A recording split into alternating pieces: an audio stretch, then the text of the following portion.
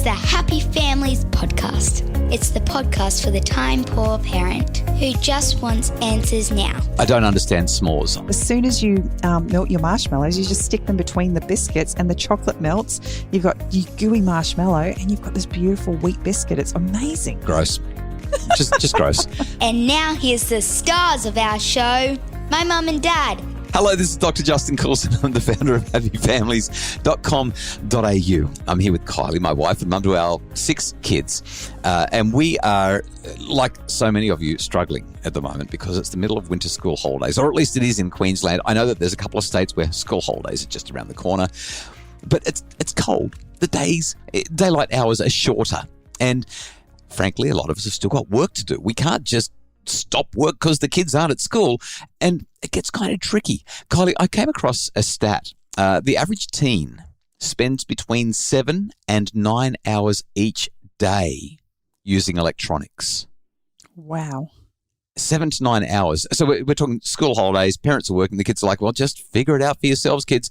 And so that's what the kids are doing. 7 to 9 hours for the average teen in front of a screen. That means that they're likely not getting the recommended minimum 60 minutes of exercise per day that they're supposed to be getting. I know that a whole lot of Australian parents just laughed into their cuppa as I said 60 minutes of exercise per day for my teenager. So I thought, it's tricky at the moment. It's really tricky to deal with kids and school holidays and cold weather and being inside more than outside.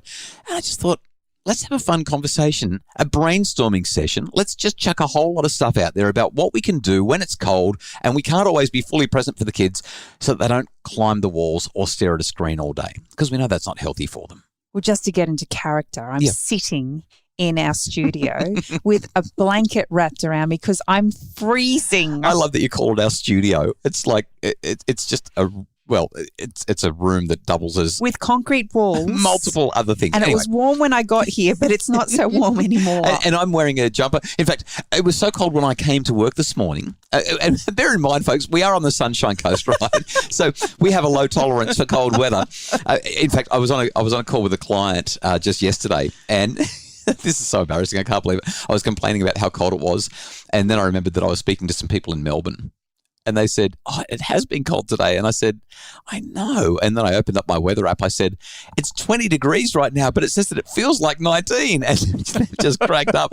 They're like, yeah, it's 5 degrees right now here in Melbourne. I was like, oh, sorry. So it feels a little bit like Sammy and Jason, our lighthouse parents on parental guidance, who when they got to Glenworth Valley said, yeah, we don't really do mud.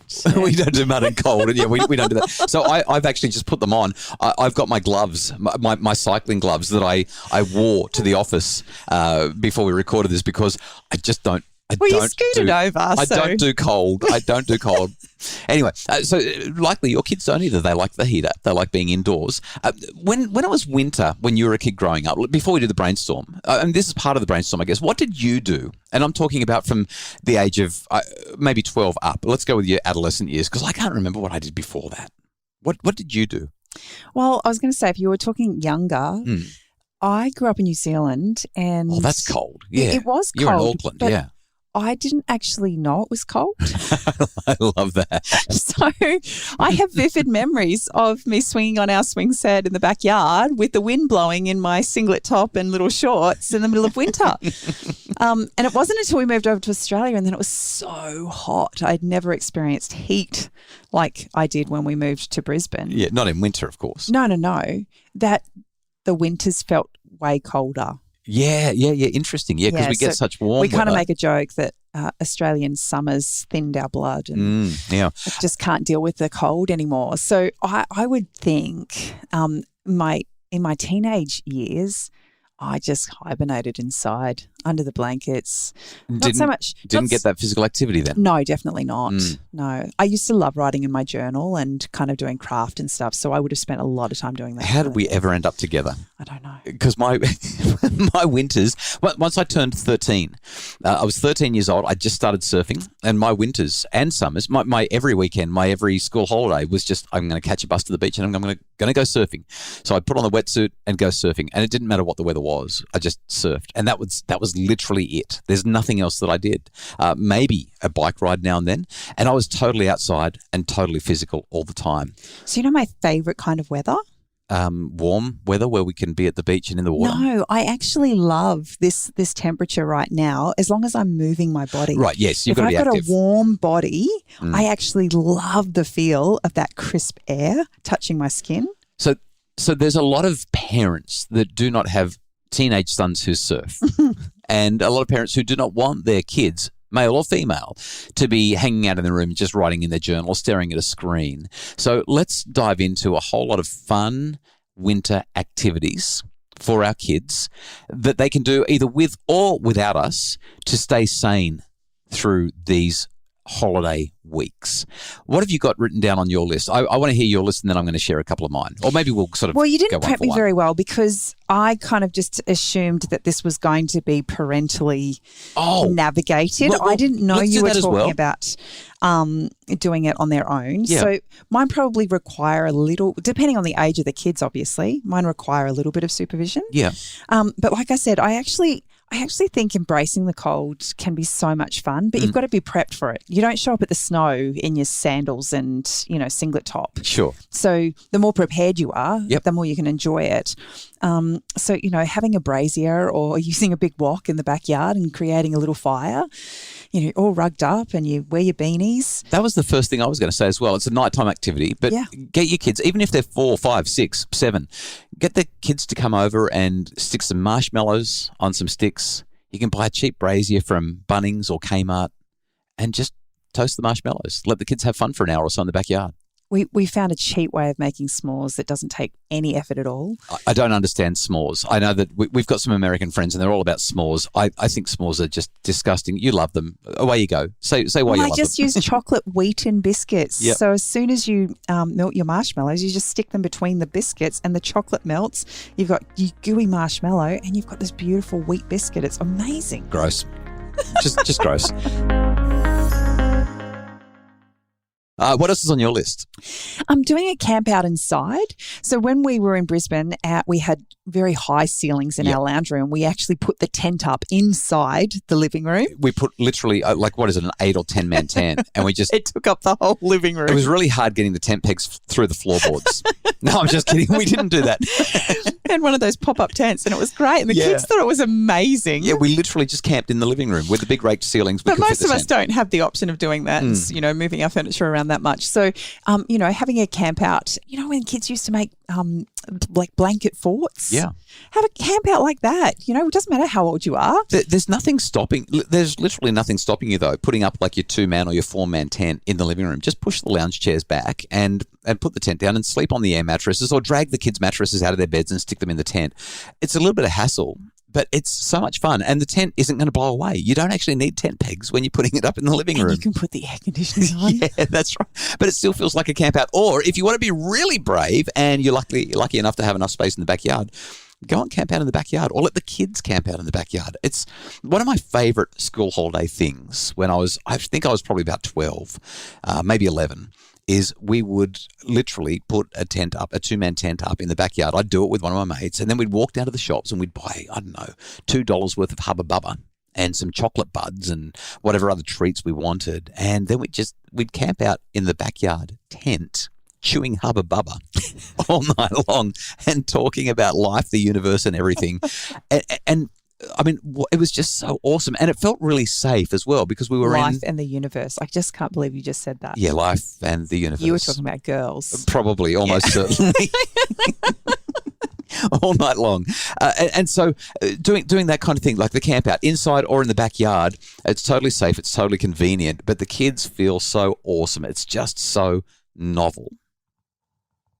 I also had, having your own like private little paint and sip sessions. Paint and sip? Yeah. With the kids? Yeah, have a sip of a hot chocolate. Okay. In the cold. Yeah, sure.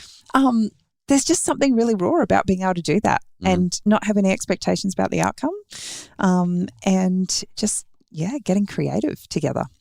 So I'm going to add to that. Well, as you know, I'm neither artistic nor into sitting still and sipping a hot chocolate, but I don't think that there's anything wrong with saying to the kids, depending on their age, hey, here's a couple of bucks, $4 or $5. Go down to the cafe and buy yourself a hot chocolate. Or why don't I walk with you? If you've got the capacity, walk them down to the cafe and this is about time together. It's about getting out of the house and moving your body. All right, let's talk about some other ideas that we've got for getting through the winter chill when the kids are on holidays, you're at work, you're busy, you've got stuff to do. The kids are staring electronics or climbing the walls. What else is on your list? Let's do some rapid fire. So recently my mum started a new hobby. She's making beanies for cancer patients, and it's all done on a ring loom. And you use a crochet hook. So it's very, very simple. It's pretty much winding wool around this loom and then using the crochet hook to just kind of pull off your threads. And the girls were watching her do it and they decided they wanted to give it a go. I was really shocked because it's not something that you see kids doing these days. But Annie got so excited about it. She's halfway through making her first beanie. Wow. And my mum also had this little pom-pom maker. So Lily got involved making the pom-poms to go on top of the beanies. And so it just got me thinking about what's a new hobby that you can introduce your children to, depending on their age, depending on their gender, like what's something that they might enjoy doing that they've never done before. Now, there's a challenge with this because if you say to your kids, can you think of a new hobby you'd like to try? They're not going to have any ideas at all. So you probably need to do a bit of legwork around this. But the resource that you've just highlighted that is perhaps most valuable here is grandparents. Like, school holidays are tricky. It's cold. You're going to have to be indoors for some of the time. But if grandparents can be involved, especially if they're teaching the kids some art or if they're teaching them some card tricks or they're teaching them a new craft or they're teaching them something, maybe they're just reading to them, just doing those kinds of activities with grandparents, awesome. Awesome stuff. I love it. A couple of terms ago, Emily started doing beads at Bead Club at school in the lunch break, and she started bringing home all of these little trinkets she was making, mostly key rings and things.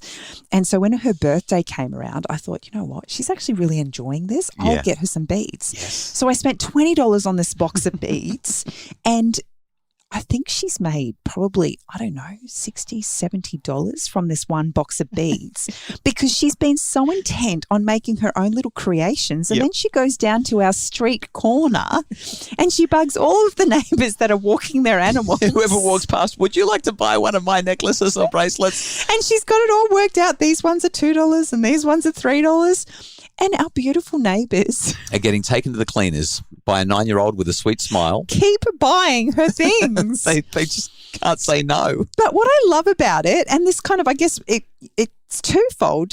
She's been introduced to a new craft that she loves, but now she's utilising it to be industrious in other ways. And so what's something that your kids can do? Do they like baking? And is baking something that they can then go around and sell? There's so many ideas. I'm going to share a couple of other quick ones as well. We've already talked about the sleepovers, but I love the idea of a slumber party, whether it's inside or outside, whether it's a tent or not. Obviously, some parents will have some concerns about that. You want to make sure that you're satisfied with the safety. It can just be a family sleepover. It doesn't have to be. And we've done that. We've just piled all the mattresses into the rumpus room and all slept in the same room. You were talking before about the bracelets and the bake sale and that sort of stuff. You could actually create a fundraiser. Get the kids to do stuff to raise funds, or you can get the kids to bake stuff and then take it down to the local fireys or the local ambos or the local whatever it is, people who are serving the community, the local surf club, and just say, hey, we care about you. We really appreciate what you're doing, and get them involved in that. We don't even have to go to that extent either. I was just thinking about the things that Emily likes doing. We've got a whole street of elderly people, and I can't believe a whole term's gone by, and for the most part, I haven't managed to see them. So what can the kids do? Bake some cupcakes, bake some slices, and just go and knock on their door. They don't get a lot of visitors often, and especially in the cold, they're often shut in. So just a really nice something that can get the kids out of the house, but making a difference in people's lives as well. So I feel like we've shared probably 10, 15 ideas for being active and doing things either together or the kids working solo on stuff. But lastly, I know that this is all about keeping the kids off screens during the school holidays, but there are some pretty cool things that you can do on screens, and I just want to highlight some of those. So we've got a daughter who is great at guitar, and she's been thinking about guitar lessons for kids in the neighbourhood. So maybe you could get your kids to build themselves a website. Like, websites are so easy to build nowadays compared to what they used to be. So much is just drag and drop, plug and play. So the kids could maybe build a website. Maybe if you wanted to be one of those really proactive parents, you could see if they wanted to go and shadow somebody at work. Maybe there's somebody who they can follow around for a couple of hours at work one day and not be a pain, but actually watch. Now, they'd have to be teenagers for that. You're not going to send your 8-year-old to shadow the local lawyer in town or something like that, but you can do that. There's things like movie marathons. Like, I don't actually, as much as I don't like screens, I don't have a problem with saying, hey, we're going to do a movie marathon. Or we're going to spread our movie marathon. We're going to watch every Harry Potter movie over the next 7 days or something like that. You've got these opportunities where you can just get involved, take classes online. Maybe the kids can just go and be active. Go and be active with you. Go and be active with friends. They're the other ideas that I had. And go visit the local library. Introduce your kid to books that you've never, introduced them to before. Didn't think of that. Or have a puzzle out on the table. It's interesting how hard it feels to actually initiate something. But if you've started a puzzle and it's just sitting on the table, chances are your kids are going to come along and pick up a piece and put it in. Yeah, getting lift off is hard. Once you've got momentum, it's really easy to keep things going. So, and there's always your favourite, board games, card games. Oh, don't even start me. Golly gosh. Gee whiz, you had to bring that up. We're not even going to talk about that one. Let's wrap this up. Our time is fast spent. Loads of ideas.